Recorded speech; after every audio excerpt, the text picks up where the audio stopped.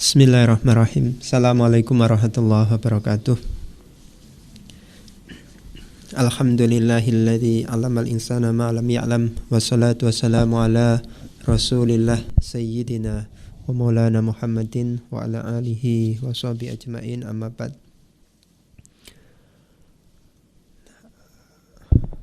Alhamdulillah, di kesempatan kali ini kita bisa melanjutkan ngaji kitab Ihya Ulumuddin bersama Radio Suara Tebu Ireng. Sebelumnya kita tawasulan dulu ila hadrati Nabil Mustafa Muhammadin sallallahu alaihi wasallam wa ila hadrati musannif hadzal kitab al-Imam Al-Ghazali wa ila hadrati asatidatina wa ustadatina. Al-Fatihah. A'udzu billahi minasyaitonir rajim. Bismillahirrahmanirrahim. Alhamdulillahi rabbil alamin arrahmanir rahim maliki yaumiddin. Iyyaka na'budu wa iyyaka nasta'in. Ihdinas siratal mustaqim. Siratal ladzina an'amta 'alaihim ghairil maghdubi 'alaihim waladdallin. Amin.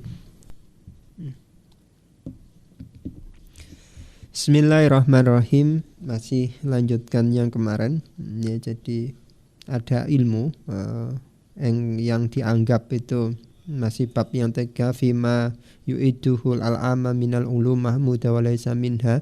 Jadi ada ilmu yang dianggap oleh kebanyakan orang, oleh orang awam. Awam itu orang yang umum. Jadi awam itu bukan sebutan yang jelek, tapi awam itu adalah sebutan untuk mayoritas orang pada umumnya. Ada satu ilmu yang menurut Imam Ghazali yang banyak dianggap oleh orang lain itu sebagai ilmu yang terpuji, tetapi sebenarnya ilmu itu tidaklah terpuji.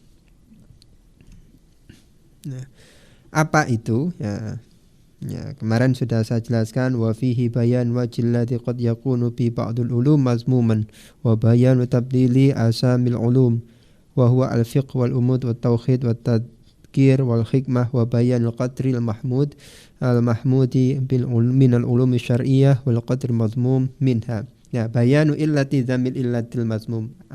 Ini penjelasan tentang, kita lanjutkan, bayanu illati dzamil ilmil mazmumi. Keterangan sebab tercelanya ilmu. Ya, ilmu yang tercela itu sebabnya apa? La'allaka tafhamu supaya la'allaka taqulu, agar engkau bisa mengatakan al-ilmu, ilmu adalah wa ma'rifatu syai', mengetahui sesuatu, alama ing atase ma, barang huwa yoma biklawan ma, wa huwa utawi ma iku min sifatillahi ta'ala, setengah saking pira-pira sifat Allah ta'ala. Jadi ilmu itu adalah mengetahui sesuatu, dan ilmu itu merupakan bagian dari sifat Allah. Fa kaifa yakunu syai' ilman, bagaimana sesuatu itu menjadi ilmu, wa yakun maqaunihi ilman mazmuman, sementara ilmu itu keadaannya disebut sebagai ilmu tercela, padahal ilmu itu adalah bagian dari sifat Allah. Fa'lam, maka ketahuilah, annal ilma, bahwa sesungguhnya ilmu, la yazummu, tidak tercela, li ainihi, karena hakikatnya ilmu. Jadi ilmu itu tidak tercela karena esensi ilmu, zatnya ilmu. Wa innama yadummu fi haqqil ibadi, tetapi ia menjadi tercela karena dia digunakan, atau hak hamba digunakan oleh manusia li ahadil asbabi, li ahadi asbabi salasati, li ahadi asbabin, krono salah sijine pira-pira sebab, salah satin kang telu. Jadi ada 3 sebab yang menjadikan ilmu itu bisa menjadi tercela.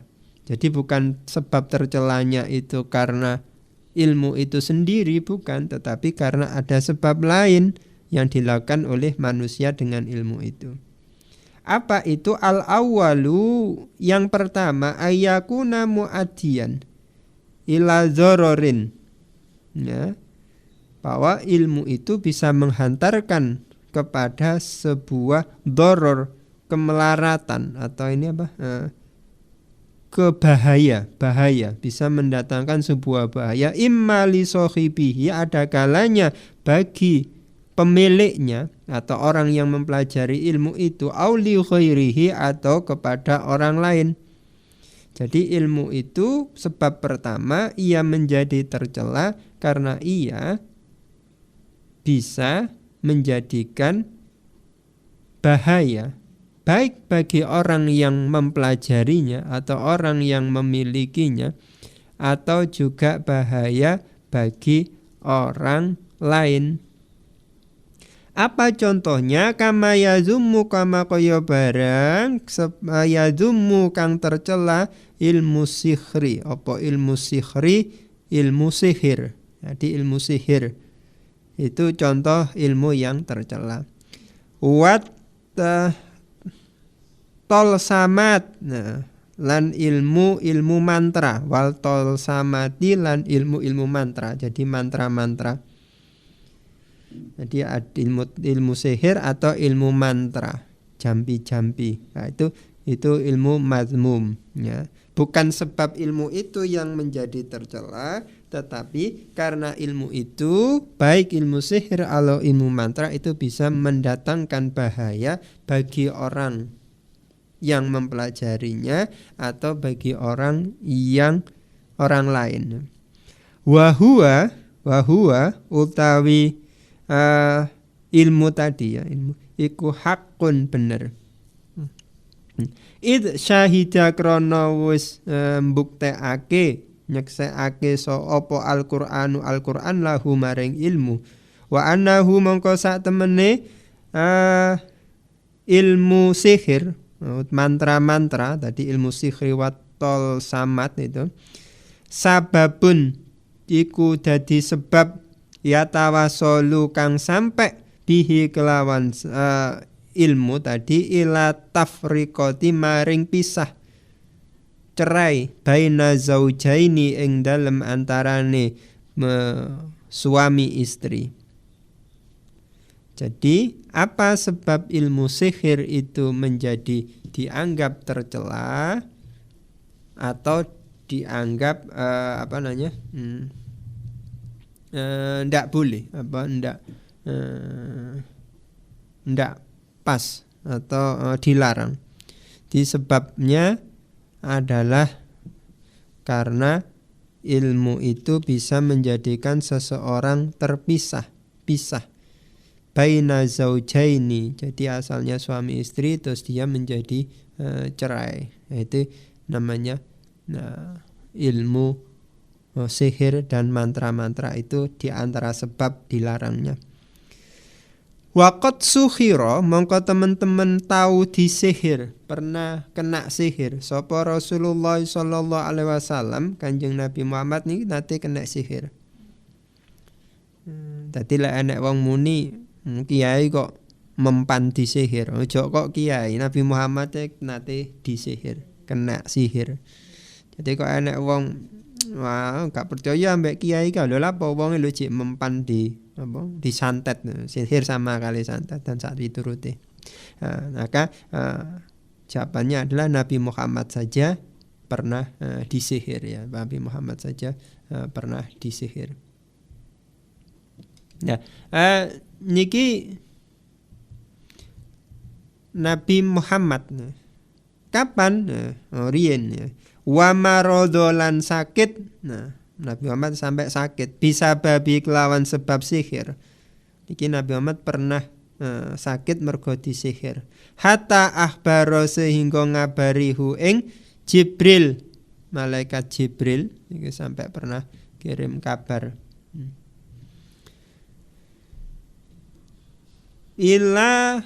Alaihi salam, Jibril alaihissalam bidzalika kelawan mengkono-mengkono keadaan. Wa akhrajalan ngetokake sapa Jibril asikhra ing sihir min tahti hajarin saking disore watu fi qari bi'rin saking dalem dasare sumur. Terus Nabi Muhammad niki disihir. Nah, sihir niku disalap tendene disore watu. Watune niki jerone tempate dasar sumur. Niku dipundhut ditokaken kalih malaikat Jibril. Ya, nurut cerita niku berupa napa bundelan, mbok bundelan rambut, mbok bundelan napa. Niku Nabi Muhammad kena sihir. Sing bantu ya, niku malaikat Jibril. Wa huwa utawi niki sihir. Iku naun macem yustafadu kang den ambil manfaat minal ilmi saking ilmu. Bi khawasil jawahiri kelawan khasiate benda-benda. Bi khawasil jawahiri kelawan khasiate benda-benda wa bi umurin lan kelawan pira-pira perkara hisabiyatin kang bangsa itung-itungan. Fi matali'in nujumi ing dalem terbite pira-pira bintang. Umpama jadi nyihir tiyang damel benda-benda. Nah, niki pun nenten ke zamane Kanjeng Nabi Muhammad dan nurut cerita riwayat yang nurut Imam Ghazali niki bener niku Nabi Muhammad pernah disihir dan sihirnya itu bendanya yang dipakai nyihir itu ditaruh di dasar sumur. Lah niki ndelei kapan? Terus napa bundelane kudu bagaimana bentuknya, kapan naruhnya. Nah, kira-kira siapa yang bisa naruh terus ditindih watu, ditindih batu ditaruh di dasar sumur. Nah, kira-kira siapa yang melakukan itu? Dan itu ada hitung-hitungannya bi umurin hisabiyatin fi matali'in nujum. Jadi ada hitung-hitungan ilmu perbintangannya. Ya. Fa yutakhadhu mongko dibuat mintil kal jawarihi saking mengkono benda apa haikalun boneka. Apa haikalun boneka. Jadi benda-benda ini dipakai haikal boneka ala surati sahsi ing atase bentuk ala surati sahsi ing atase bentuk wong al-masuri kang den sihir. Jadi benda-benda itu dibuat boneka dibentuk model orang yang mau disihir. Wa yursadu lan diintip bihi kelawan haikal wakta mahsusin ing dalem waktu kang khusus min matoli'i saking apa jeneng terbite perbintangan. Wa tuqranu lan disertai bihi kelawan haikal kalimatun piro-piro kalimat kata-kata yatalafadu utawa yutalafadu kang den lafatake dibaca atau dijompa-jampi biha kelawan kalimat minal kufri saking kufur, saking sifat kufur kafir wal faksi lan keji al mukhalifi kang menyalahi li syar'i syariat. Nah, jadi sihir menurut Imam Ghazali niku ngoten niku.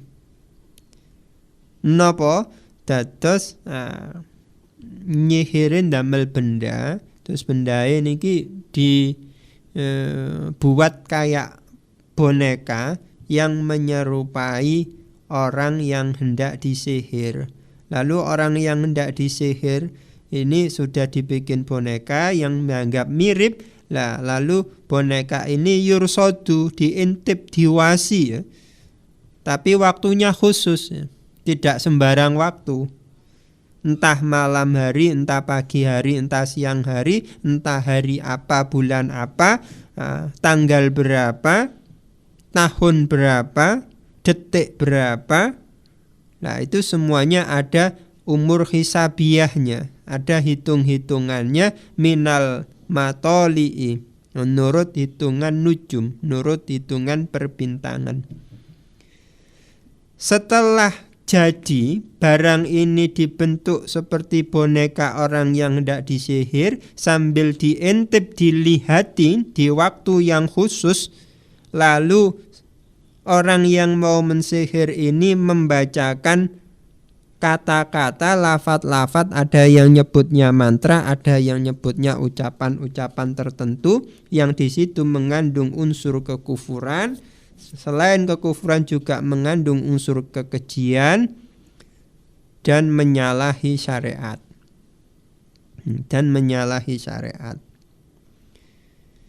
Nah niki jenenge sihir. Tadi lek pengen bedaken niku sihir napa mboten, sebenarnya nggih sederhana nggih. Niku setunggal niku doror mboten. Lek niku saged bawa doror baik si orangnya atau orang lain, maka itu ilmu yang dilarang ya. Nomor kali lek niku menapa mantra-mantra, ucapan-ucapan atau wirid-wirid itu kira-kira isinya menyalahi syariat, ya maka itu adalah ilmun mazmum, ilmu yang tercela. Maka saya dan panjenengan semua harus mempelajari syariat betul-betul agar tahu bedanya ini nyalai syariat apa enggak. Ya. Maka ada baiknya saya dan panjenengan semua belajar syariat yang matang dan ya yang baik ya sebelum bernyimpung ke bidang lain. Karena itu menjadi tolak ukurannya. Agar tidak terjebak pada kekufuran dan kekejian, termasuk ini ilmu sihir dan mantra-mantra. Wayatawassolu lan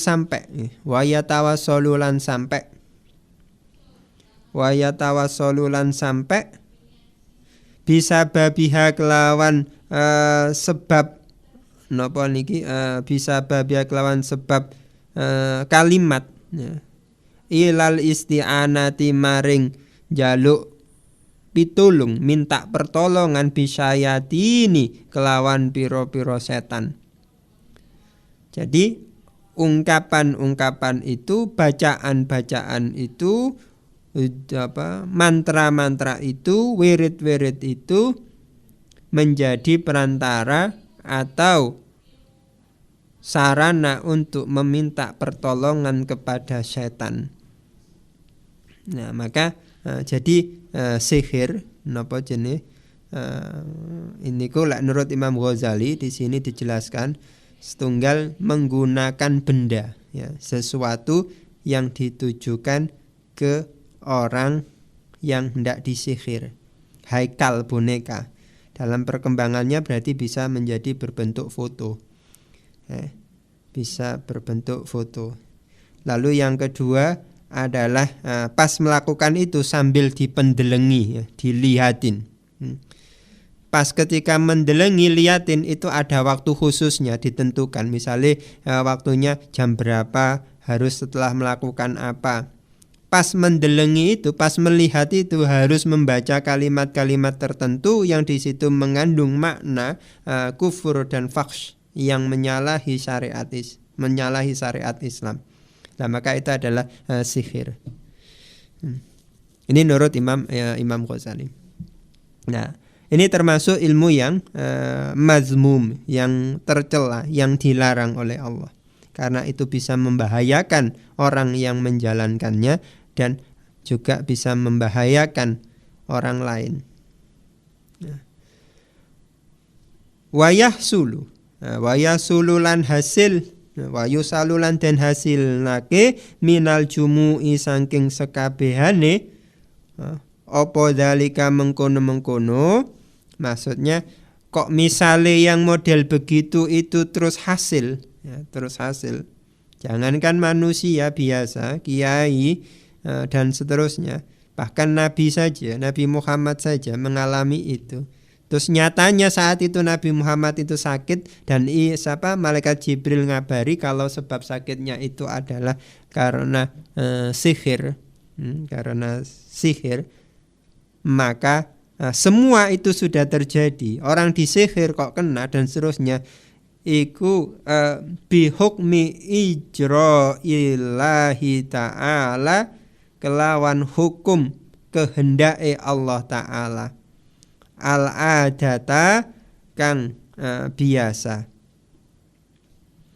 Jadi al-adata ing biasane jadi gini, kok itu terjadi, maka itu semua adalah karena kehendak Allah Ta'ala.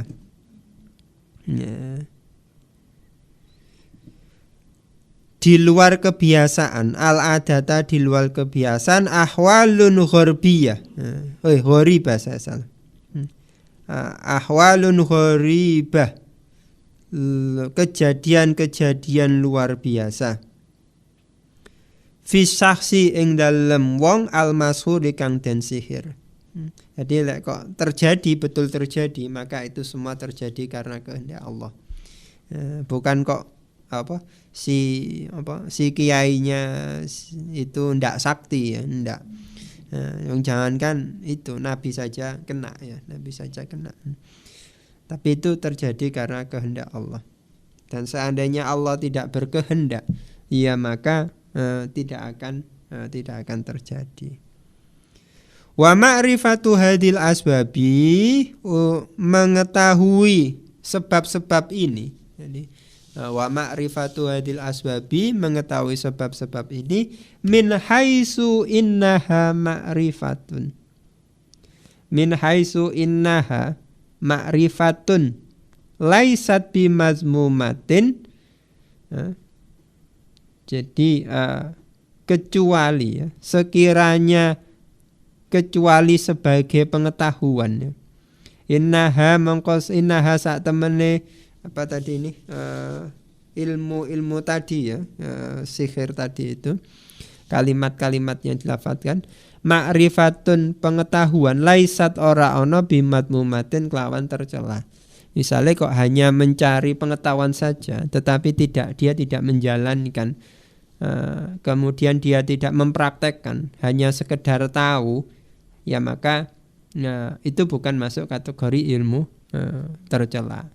Misalnya saya dan panjenengan terus mari ngono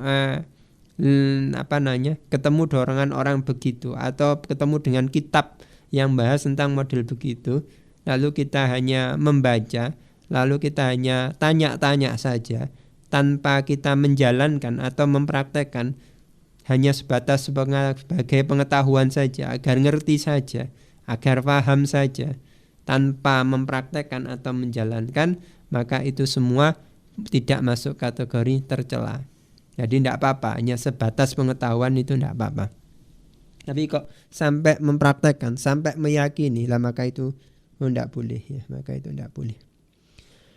Walakinnaha, lan tetapi nih, laisat ora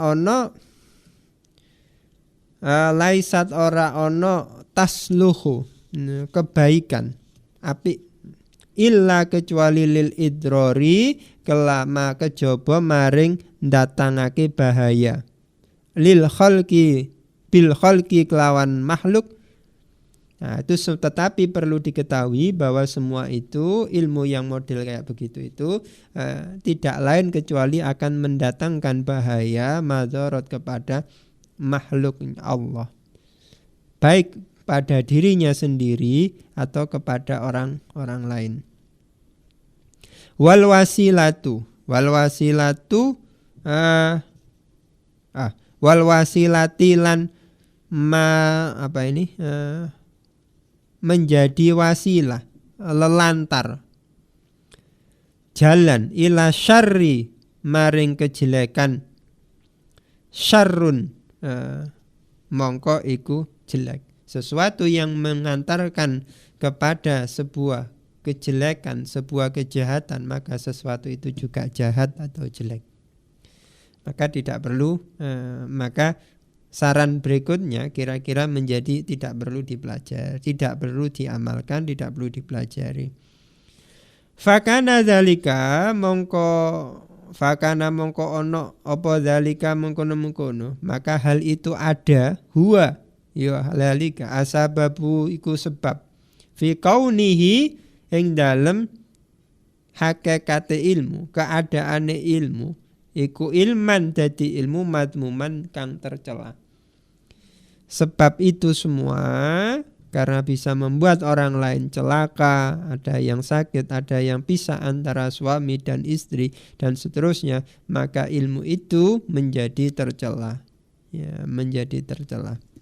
Ilmu sihir di sini menurut Imam Ghazali yang dimaksudkan ilmu sihir itu menjadi tercela. Balik sebaliknya atau bahkan ya, man siapa saja itaba'a yang mengikuti walian kekasih min auliya illahi saking pira-pira kekasihe Allah, layak tulu mongko teman-teman bakal mbunuh sapa wong sing duwe ilmu sihir hu ing walian. Orang yang punya ilmu sihir itu ya, terus ketemu seorang wali ya, kekasih Allah, maka dia merasa benci dan berusaha akan membunuhnya dengan ilmu itu. Waqad ikhtafa lan senajan sembunyi sapa walian minhu saking wali fi maudhi'in ing dalem panggonan harizin kang terjamin terjaga. Iza sa'ala nalikane njaluk sapa adzalimu wong dolim an mahalihi saking nggon sembunyine wali, lam yajus maka tidak boleh apa tanbihuhu memberitahune mahalihi alaihi ing atase dolim. Maksudnya gini, bahkan ada seorang wali lalu dia dikejar-kejar oleh orang yang punya ilmu sihir itu. Misalnya takok rahasia nih, takok weton, takok tanggal lahir, takok jaluk rambut, jaluk foto, jaluk apa yang niatnya untuk mensihir, maka kita menurut Imam Ghazali diminta untuk tidak boleh memberitahu. Karena sarananya itu banyak. Nah, orang Jawa itu kan sampai weton, tanggal lahir, pasaran, sapa maneh itu. Nah, itu menjadi hal-hal yang tidak biasa untuk dijelaskan ke orang lain. Maka hati-hati, dijaga betul. Bahkan ya, balik wajib al-kadzbu bohong fihi ing dalem mahalihi. Bahkan Imam Ghazali menyatakan bohong ndak apa-apa. Bohong. Jadi lah nek wong goleki wali kekasih Allah terus niat kate dibunuh, maka ndak boleh diberitahu. Bahkan berbohong menjadi satu kewajiban. Syaratnya walian ya, wali Allah, kekasih Allah. Siapa orang yang taat dan patuh terhadap perintah Allah dan tidak dan meninggalkan larangan Allah. Wa zakara lan nyebutake mau diahu ing panggonane li wali mau nggih irsyadun apa ini nuduhi, maksudnya nuduhi wa ifadatu ilmin lan manfaate ilmu bisai kelawan sesuatu alama ing atase barang wa yoma alaihi atase ma walakinnahu mazmumun, itu tercela li adaihi ila dzaror, karena itu bisa menghantarkan orang lain menjadi doror, bahaya.